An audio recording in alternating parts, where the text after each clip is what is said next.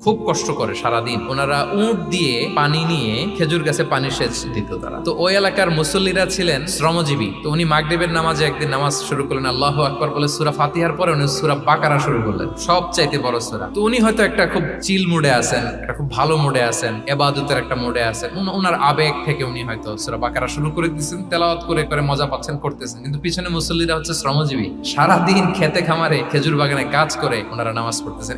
একদল তো নামাজ ছেড়ে দিচ্ছে, ছেড়ে দিয়ে নিজেরা নামাজ পড়ে আল্লাহর হাবিব সাল্লাল্লাহু আলাইহি ওয়াসাল্লামের কাছে যে বিচার দিলেন, যে রাসূলুল্লাহ দেখেন এমন একজনকে ইমাম হিসেবে পাঠালেন, উনি মাগরিবের নামাজ শুরু করছে সূরা বাকারা দিয়ে। আমরা হচ্ছে শ্রমজীবী মানুষ, আমরা কি পারি এত সময় দাঁড়িয়ে থাকতে? রাসূল সাল্লাল্লাহু আলাইহি ওয়াসাল্লাম খুব রেগে গেলেন। মুআয ইবনে জাবাল রাদিয়াল্লাহু তাআলা ওনাকে ডেকে পাঠালেন। ডেকে কি শব্দ ইউজ করছে জানেন? হে মুআয, তুমি কি সমাজে ফিতনা ছড়াচ্ছ?